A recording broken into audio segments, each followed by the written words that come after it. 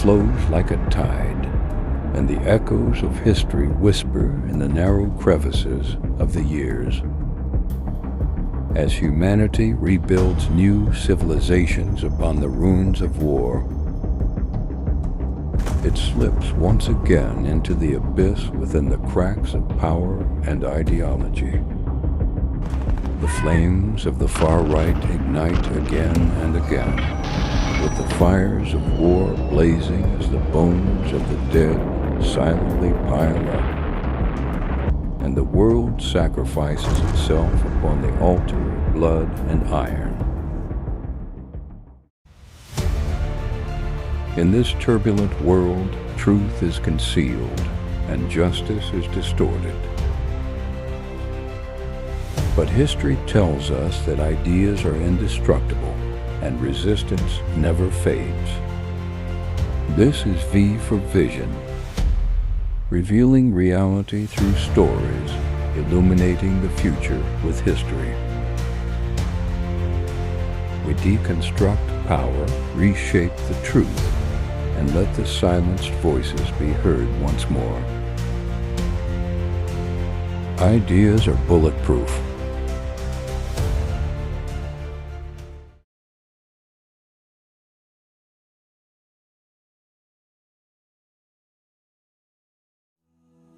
When the Great Depression of 1929 slashed the world like a scythe, hunger and despair spread across nations as the hearts and minds of politicians and people dried up like leaves, waiting for the hottest spark.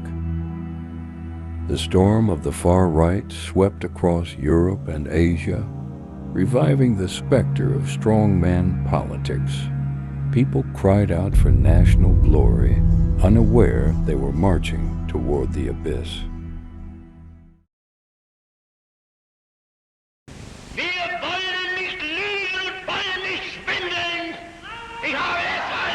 In 1933, Hitler rose like a black sun. Ich habe deshalb es abgelehnt, jemals vor dieses Volk hinzutreten und billige Versprechungen zu geben. Es kann niemand hier gegen mich aufstehen und zeigen, dass ich je gesagt habe, der Wiederaufstieg Deutschlands sei nur eine Frage von wenigen Tagen.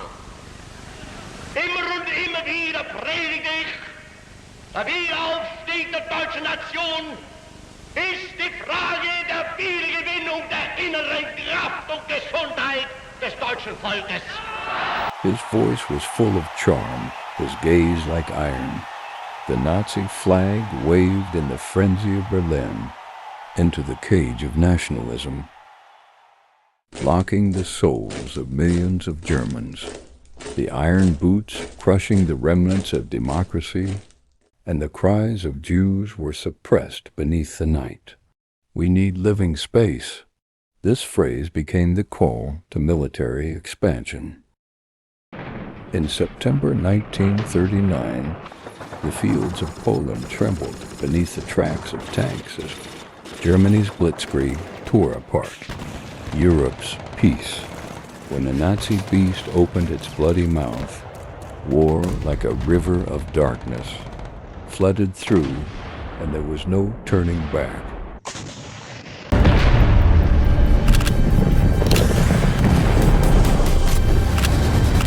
Between 1922 and 1945, when Italy sank into economic crisis and political turmoil, Mussolini rose with the image of an iron-fisted leader. His black-shirted army swept through the streets, suppressing dissent. In 1922, the March on Rome forced the king to surrender power, and the fascist dictatorship was officially born. El aratro che traccia il solco profondo, ma è la spada che lo difende. He fervently propagated nationalism.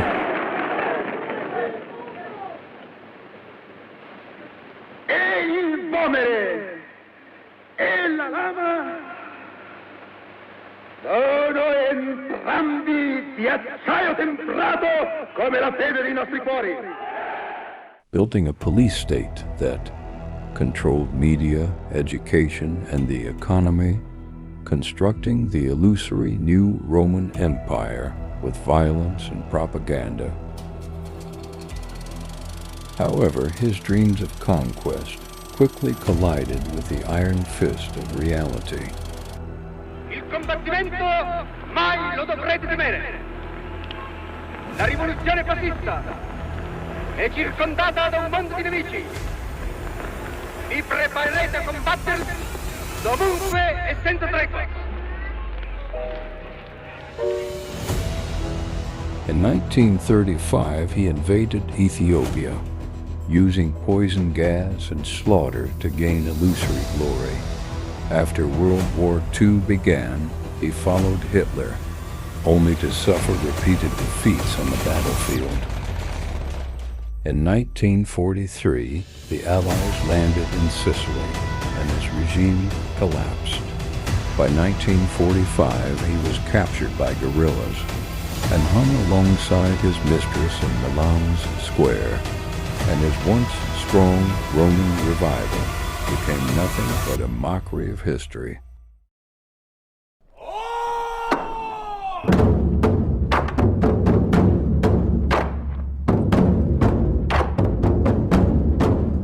In Asia, Japan's militarism was as rampant as its rising sun flag.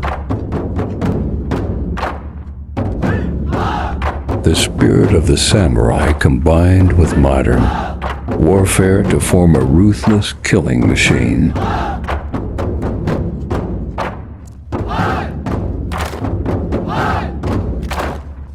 In 1937, the city of Nanjing burned in smoke, rivers of blood flowing. This was the cost of turning toward the far right, the result of nationalist fervor. As the right-wing storm consumed one country after another, the world finally entered the Second World War in 1939. 60 million lives were consumed by war. Cities reduced to ash, empires withered like fallen leaves. Yet humanity could not stop walking down the same tragic path.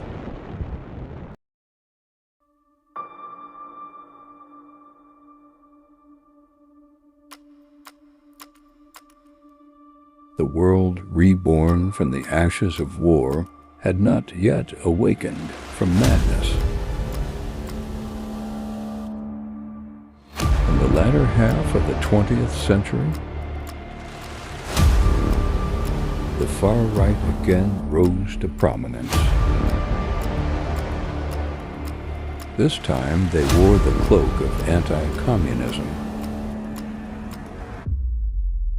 igniting the flames of proxy wars under the guise of liberty.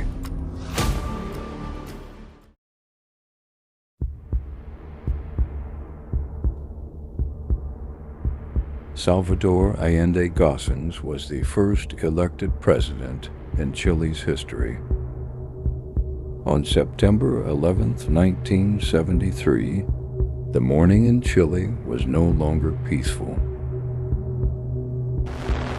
Warplanes circled above Santiago, and the presidential palace of La Moneda burned in artillery fire. Allende made his final broadcast, standing firm in defense of democracy until death. Fuerzas Armadas y de Orden han actuado en el día de hoy solo bajo la inspiración patriótica de sacar al país del caos que en forma aguda lo estaba precipitando el gobierno marxista de Salvador Allende. Tanks rolled through the streets. Soldiers stormed into homes. And any signs of left-wing support were met with death. Pinochet seized power with an iron fist, plunging the country into a terror regime. For the next 17 years, Chile descended into a nightmare of blood and iron. The National Stadium became a death factory, opposition members thrown into torture chambers, electrocuted, waterboarded, and raped. Countless disappeared, their bodies never found. Pinochet's regime, backed by the United States, under the banner of anti-communism, built a military government upheld by fear. Under the cover of night, the whispers of the people became dangerous, for the shadow of dictatorship loomed everywhere. Nicaragua's Contra War, the poison of freedom. In the jungles of Central America, the smoke of war never dissipated. In 1979, the left-wing Sandinista National Liberation Front overthrew the dictator Somoza. The youth saw this revolution as a threat and launched secret operations. I did not know about the diversion of funds. Funding and training the Contras to kill, destroy infrastructure, and suppress the people through terror. Nicaragua's rural villages descended into chaos, with raids, kidnappings, and massacres becoming routine, bloody reprisals playing out in every village. With U.S. funds and weapons flowing in, the Contra guerrillas struck in the dark of night, killing pro-government farmers, raping women, and decapitating opponents to display their heads. Villages were reduced to ash, children perished in screams, and all of it was cloaked in the guise of democracy. The 1980s in Nicaragua was not a battle of revolution versus counter-revolution, but a political altar of international politics.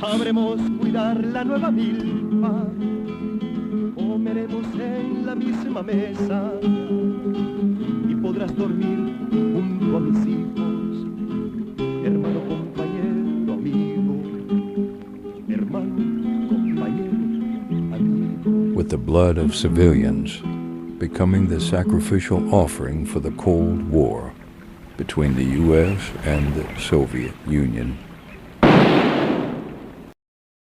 Soviet invasion of Afghanistan, the deadly legacy of proxy war.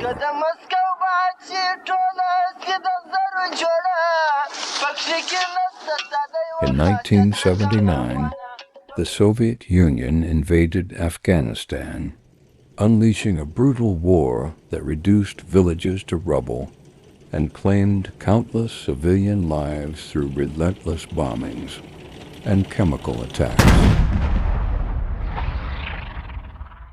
However, this conflict was more than just Soviet expansion.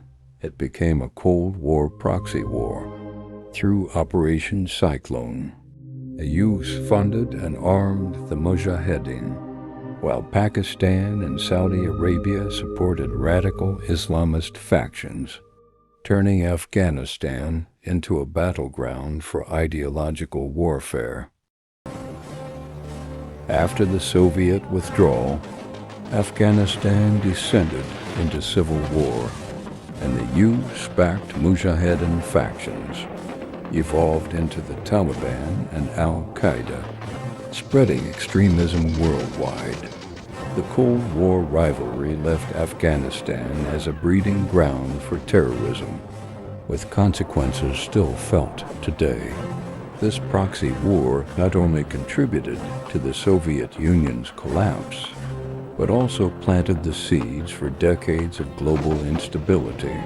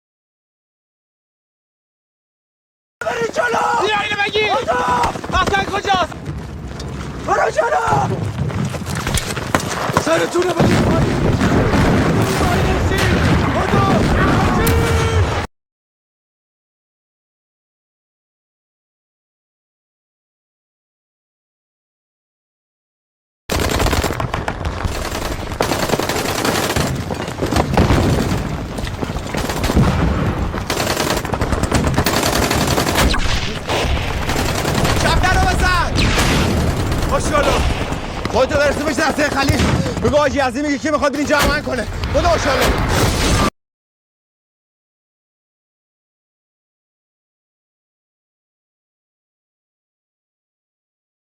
The war claimed over 1 million lives, with relentless missile bombardments, chemical weapon massacres, and extensive military aid from both the U.S. and the Soviet Union. Right-wing regimes under the guise of anti-communism and maintaining order propped up authoritarian rule and escalated what was initially a regional conflict into a global Cold War battleground. The war's brutality, coupled with Western right-wing intervention, ultimately led to even greater geopolitical disasters. Iran reinforced its hardline religious regime, with the Islamic Revolutionary Guard Corps becoming its backbone, while Iraq, weakened by years of war, eventually collapsed after the Gulf War, paving the way for U.S. invasion and the rise of terrorist organizations. More significantly, the war shaped modern right-wing nationalism and militarism, strongman politics, extreme patriotism, demonization of enemies, and governance that erodes civil liberties in the name of security. These elements not only influenced the Middle East, but also laid the groundwork for the global right-wing surge. It is completely... What began as a Cold War proxy conflict eventually became a breeding ground for 21st century right-wing extremism and anti-globalization movements, pushing the world toward deeper division and conflict. Washington, D.C. The age of America begins right now. The echoes of history never cease. We will be working to meet every crisis with dignity. The ghost of the right wing surges like an unstoppable flood, sweeping across the globe. Nationalism and populism whip up storms, raging like a blazing inferno, devouring every corner. In everything we do, my administration will be Trump's re-election strikes like thunder, heralding not only 4 years of political turbulence, most respected nation on earth. I am with you. I will fight for you, and I will win for you. but the beginning of a global disaster. When he regains power, the entire world becomes unstable. Once the global leader, he now isolates himself, casting other nations into the abyss, leaving everyone to wander in an uncertain haze. United States President Donald Trump has... Each of Trump's decisions is like a sharp blade, tearing apart the fragile foundation of global cooperation. Following this, he signed a formal letter to the United Nations notifying... With his withdrawal from the Paris Climate Agreement, Yeah, they asked me that question. One of the presidents of a big country stood up to... weakening NATO and starting trade wars, Donald Trump has signed an executive order that imposes steep new tariffs on goods from Mexico, Canada, and China. The threat that I worry the most about vis-a-vis Europe is not Russia. he silently destroys the delicate international order, causing global cooperation and trust to fragment. there is a growing sense among those that study history that geopolitically, the world is on the brink of a significant shift. This is not just political isolation. It is the disintegration of the world order, escalating international divisions into outright hostility. To partner with the Russians geopolitically on issues of common interest and frankly economically. Every nation begins rebuilding its defenses on this uneasy ground, unable to maintain calm. Social platform. Let me just take you through some of the detail. Quite a lengthy post, as you can see. Every meeting, every diplomatic negotiation is no longer the beginning of reconciliation, but a painful struggle mired in a deadlock. This is the chainsaw for bureaucracy. However, as the right-wing fervor spreads unchecked, internal societal contradictions become more intense, and the fissures crack open like red-hot iron. Racial and religious tensions are reignited, and the feelings of division permeate the streets, with hatred and violence seeming to become the daily norm. Political violence, street riots, and ethnic conflicts spread wantonly. These once segregated societal fractures burst forth like a flood, and everyone feels the earth beneath their feet shaking. When people no longer question their identity or stance but begin to fight for survival, the internal war becomes an uncontrollable inferno.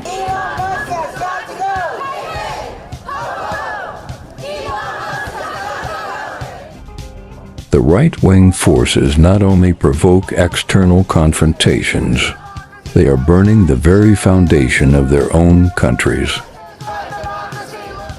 They are not doing their job. They are taking us down. Every inch of the land is torn apart by hatred and violence, with emotional agitation and a trembling of souls everywhere. Right-wing authoritarian regimes are emerging across the globe like a tidal wave, pushing the world down an irreversible path. Leaders like Viktor Orban in Hungary, Jair Bolsonaro in Brazil, and the Law and Justice Party in Poland, with their iron-fisted rule, erase the facade of democracy, suppressing dissent, controlling the media, and weakening the judiciary. Their methods of rule are no different from a hammer smashing the very bones of freedom. They use violence to block free speech, strip away civil rights, and turn democracy and the rule of law into tools of totalitarianism. In Florida, last weekend, conservatives gathered at the Tampa Convention Center for the Turning Point USA Student Action Summit, where a number of prominent Republicans spoke, such as Ron DeSantis, Ted Cruz, Marjorie Taylor Greene, and Donald Trump. On Saturday, a group of extremists rallied outside of that convention center with swastikas, SS logos, anti-Semitic caricatures, and literature, as well as Nazi flags. Turning Point USA insists the protesters have no affiliation with their conference and, quote, 100% condemns those ideologies in the strongest of terms, adding the protesters have nothing to do with TPUSA, our event, or our students. Conservatives again and again say that they do not support right-wing extremism, but some conservatives have been embracing leaders with far-right visions, like Hungary's Prime Minister Viktor Orban, a MAGA darling lauded on Fox News for being tough on immigration. At May's CPAC meeting in Budapest, Trump called Orban, quote, a great leader, a great gentleman. Orban also spoke at that same event. When asked why the event was being held in Hungary, CPAC chair Matt Schlapp said, it represents Christian conservative values that American conservatives want to replicate here in the U.S. More recently, Orban has spoken out against creating, quote, peoples of mixed race. His comments were condemned by individuals in his own government, who called his speech pure Nazi text and worthy of Goebbels, a reference to the man who ran Hitler's Nazi propaganda. But the ideology championed by Orban is not damning enough for some American conservatives. Orban is still scheduled to speak at the big CPAC conference in August. Other invited speakers include, of course, Donald Trump, Ted Cruz, and more. As these regimes rise, the world enters a shadow of fear and despair, as if all light and freedom vanished overnight. This darkness spreads like an epidemic, threatening the future of the entire globe. As the youth follows this extreme path, can the world ever return to what it once was? The flames of the right wing are gradually consuming the world, and the storms of nationalism and religious conflicts rage, like a fire sweeping across the globe. The smoke of trade wars spreads, and geopolitical divisions become sparks that could ignite a full-scale conflict. All the turmoil and contradictions seem to have converged, waiting for a spark, an event that could potentially trigger a third world war. The shadow of war once again looms over every corner of the world, and the fate of history seems unavoidable. The Russia-Ukraine war and the Israel-Palestine conflict. Are they the beginning of a new chapter in history, or just a prelude to the right-wing frenzy? Trump's return. Does it bring the mission of a savior to change the fate of humanity? Or is it pushing the world toward an irreversible abyss? Thank you for watching V for Vision Your Lens into Global Politics. If you found value in this video, don't forget to like, share, and subscribe. Join the conversation, stay informed, and keep questioning the world around you.